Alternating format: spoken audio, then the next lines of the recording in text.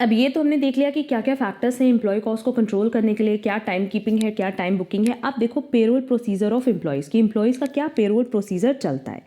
सबसे पहला उनका प्रोसीजर है टाइम एंड अटेंडेंस का, जो कि टाइम कीपिंग डिपार्टमेंट से मिलता है। दूसरा एम्प्लॉय डिटेल्स, जो कि आपको पर्सनल और एचआर डिपार्टमेंट से मिलेगा। फिर है वेज एंड सैलरी शीट, जो कि आपको पेरोल डिपार्टमेंट से मिलेगा। देन नेक्स्ट हमारे पास इंफॉर्मेशन होती है related to payment after deductions and contributions, जो कि आपको कॉस्ट एंड अकाउंटिंग डिपार्टमेंट देती है related to employees. And deposit of deductions and contribution, again ये कॉस्ट एंड अकाउंटिंग डिपार्टमेंट ही देगी, जो कि रिलेटेड होगी स्टैट्यूटरी बॉडीज से। तो ओवरऑल जो पूरा एक पेरोल प्रोसीजर होता है कि एम्प्लॉयज़ के पेरोल को कैलकुलेट करना और उनको पेमेंट करने का एक जो पूरा प्रोसीजर होता है, उसमें सबसे पहला डिपार्टमेंट होता है टाइम कीपिंग डिपार्टमेंट, जो कि ये बताता है कि एक पर्टिकुलर एम्प्लॉय और पर्टिकुलर लेबर कितने टाइम के लिए अवेलेबल था ऑर्गेनाइजेशन में। Then personnel and HR department से एम्प्लॉय की पूरी डिटेल ली जाती है कि उनको कितना पर आवर का आपने पेमेंट डिसाइड किया एंड सो ऑन। फिर पेरोल डिपार्टमेंट के पास आप जाते हो, जो कि वेज एंड सैलरी शीट देती है। And last is cost and accounting department. अब देखो इसमें पूरा स्टेप बताया गया है कि सबसे पहला स्टेप होता है attendance and time detail. Detailed sheet of number of days और hours work by each employee as reflected by the time keeping methods are sent to the payroll department. सबसे पहला स्टेप यही होता है कि एक पर्टिकुलर एम्प्लॉय ने कितने दिन काम किया है, कितने घंटे काम किया है, जो कि टाइम कीपिंग मेथड के थ्रू आप रिकॉर्ड कर सकते हो, उसको आपको पेरोल डिपार्टमेंट में भेजना होता है। क्लियर?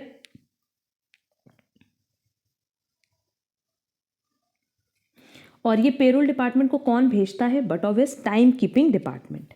देन नेक्स्ट स्टेप होता है list of employees and other details की। List of employees on role and the rate at which they will be paid is send by the personnel और HR department. फिर personnel और HR department क्या भेजती है? एक एम्प्लॉयज़ की list कि कितने एम्प्लॉयज़ को हमने अपॉइंट किया था, कितने रोल पे या कितने रेट पे एम्प्लॉय किया है, वो बताते हैं। फिर नेक्स्ट हमारे पास स्टेप है computation of wages and other incentives. That is जो पेरोल डिपार्टमेंट है वो एक पे स्लिप बनाता है एंड वही फॉरवर्ड कर देता है to cost and accounting department. और पेरोल डिपार्टमेंट ये मेंशन करता है कि कितना वेजेस उनको पे करना है, कितना सैलरीज पे करना है, and apart from wages and salaries क्या अमाउंट आपको पे करना है in the form of allowances, incentives, over time and so on. Next step हमारा आता है पेमेंट टू एम्प्लॉयज़। फिर एम्प्लॉयज़ को पे किया जाता है और एम्प्लॉयज़ को पेमेंट किया जाता है सारे डिडक्शन के बाद, मतलब जो भी उनकी वेजेस एंड सैलरीज है उसमें से कुछ पार्ट आप डिडक्ट करते हो। और क्या क्या डिडक्शन करते हो? प्रोविडेंट फंड, जो भी एम्प्लॉयज़ का पोर्शन होता है उतना आप प्रोविडेंट फंड डिडक्ट करोगे। देन ईएसआई करोगे, that is employee state insurance scheme के अंडर अगर आपका एम्प्लॉय आता है तो उतना अमाउंट ऑफ इंश्योरेंस कट करोगे। उनकी वेजेस और सैलरीज में से आपको टीडीएस कट करना होता है, प्रोफेशनल टैक्स कट करना होता है। कई बार क्या होता है कि जो एम्प्लॉय है वो वॉलंटरी कंट्रीब्यूशन भी करता है प्रोविडेंट फंड की तरफ, तो वो वॉलंटरी कंट्रीब्यूशन का अमाउंट भी आपको डिडक्ट करना होगा। जो भी बेनोवेलेंट फंड है उनकी तरफ भी अगर कोई डिडक्शन है तो वो भी डिडक्शन कट करना होगा। अगर एम्प्लॉय ने कोई लोन लिया है तो लोन का भी डिडक्शन करेंगे, और अगर कोई और एडवांसेस और ड्यूज़ है तो उनका भी डिडक्शन करते हैं from wages and salaries. And last step होता है कि जितने भी स्टैट्यूटरी डिडक्शंस आपने किए in the form of provident fund और इंश्योरेंस, वो आपको रिस्पेक्टिव स्टैट्यूटरी बॉडीज और फंड्स को डिपॉजिट करना होता है। क्लियर? तो ओवरऑल ये 5 स्टेप है, जिसमें सबसे पहला स्टेप कौन देता है? टाइम कीपिंग डिपार्टमेंट देता है टू पेरोल डिपार्टमेंट। उसमें वो ये मेंशन करता है कि कितने नंबर ऑफ डेज और कितने आवर्स आपके एम्प्लॉय ने अटेंड किया है ऑर्गेनाइजेशन को। देन जो पर्सनल और एचआर डिपार्टमेंट वो लिस्ट ऑफ एम्प्लॉयज़ बताते हैं कि कितने एम्प्लॉयज़ हैं, कितने एम्प्लॉयज़ को हमने पेरोल पे अपॉइंट किया है और कितने एम्प्लॉयज़ को हमने किस रेट पे एम्प्लॉय किया है, चाहे पर यूनिट रेट होगा चाहे पर आवर रेट होगा।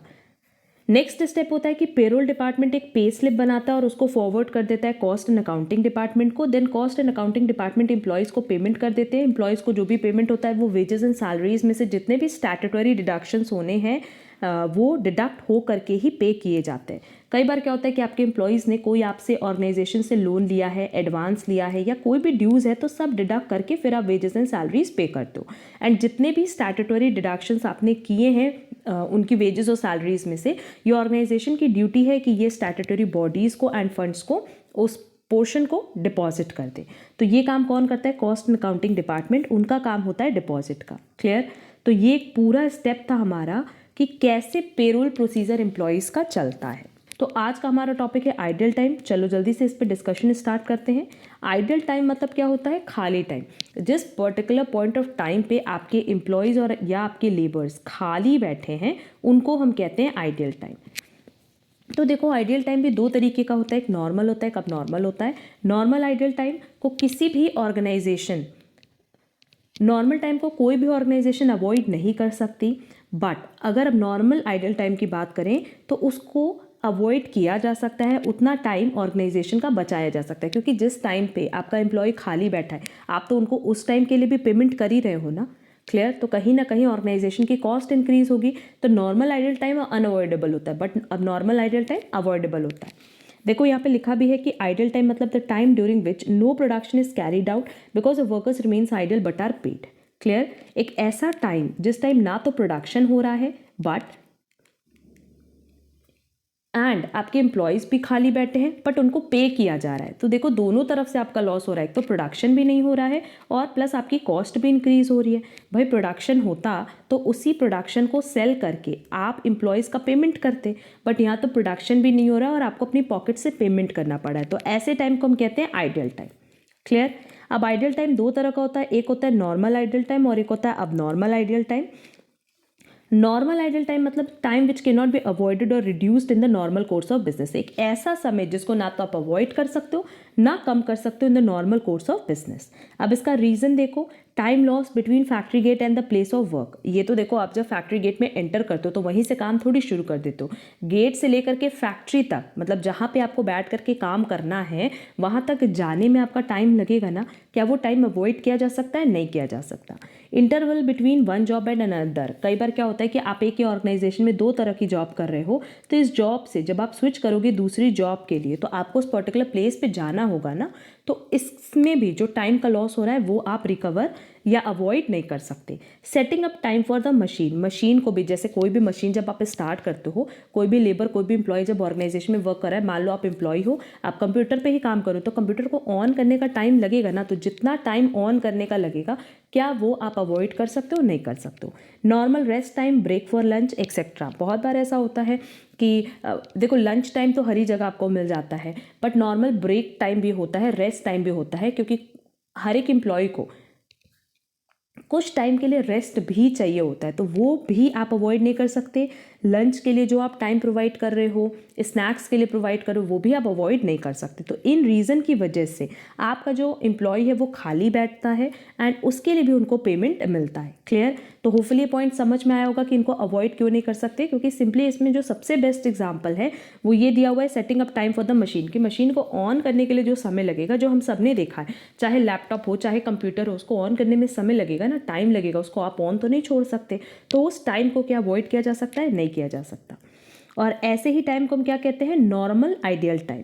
अब ट्रीटमेंट क्या होता है? क्योंकि ये नॉर्मल आइडियल टाइम है तो उसको नॉर्मल लॉस मानेंगे। और नॉर्मल लॉस का ट्रीटमेंट क्या होता है ये हमने ऑलरेडी मटेरियल कॉस्टिंग में बताया था कि नॉर्मल लॉस को हम हमेशा कॉस्ट का पार्ट बना देते हैं और फिर उसकी रिकवरी करते हैं अपने कस्टमर से। क्लियर?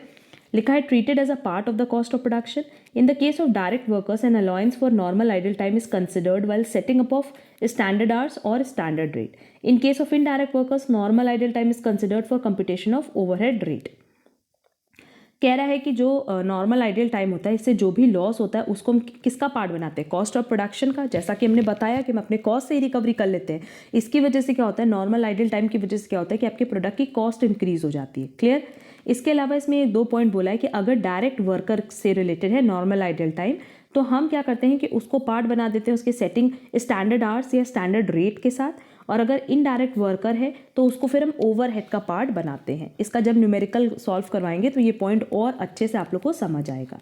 देन नेक्स्ट है अबनॉर्मल आइडियल टाइम, जिसमें लिखा apart from normal ideal time there may be factors which give rise to abnormal ideal time. तो apart from normal ideal time जो भी टाइम आप खाली बैठते हो, एम्प्लॉयज़ खाली बैठते हैं, लेबर खाली बैठते हैं, उनको हम कहते हैं अबनॉर्मल आइडियल टाइम। अब अबनॉर्मल आइडियल टाइम के क्या कॉजेज हैं? पहला lack of coordination, power failure, breakdown of machines, non availability of raw materials, strikes, lockouts, poor supervision, fire, flood etcetera.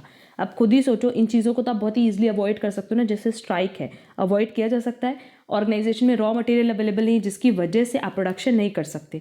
तो ये ऐसे फैक्टर्स होते हैं जिनको अगर ऑर्गेनाइजेशन चाहे तो कंट्रोल कर सकती है, बट इनमें से कुछ ऐसे भी हैं जिनको कंट्रोल नहीं कर सकती, लाइक फायर, फ्लड एक्सेट्रा। यहाँ मेंशन भी किया गया है कि causes further analysed into controllable abnormal idle time, uncontrollable abnormal time. कुछ ऐसे अबनॉर्मल आइडल टाइम होते हैं जिनको कंट्रोल किया जा सकता है।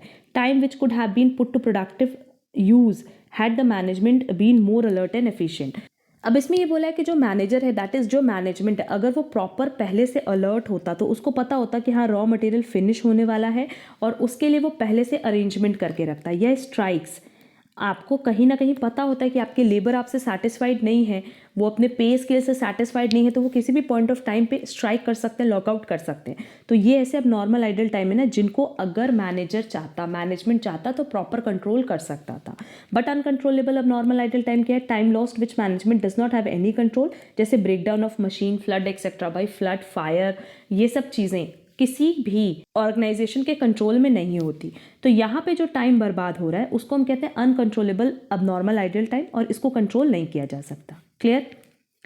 अच्छा, अब नॉर्मल आइडल टाइम मतलब अब नॉर्मल लॉस, और अब नॉर्मल लॉस का ट्रीटमेंट हम क्या करते हैं? सिंपली हम लोग क्या करते हैं कि इसको लॉस मान करके कॉस्टिंग पीएल में दिखा देते हैं। वही लिखा है not included in production cost, ये तो हमें पता है कि इसको कभी भी प्रोडक्शन कॉस्ट का पार्ट नहीं बनाते।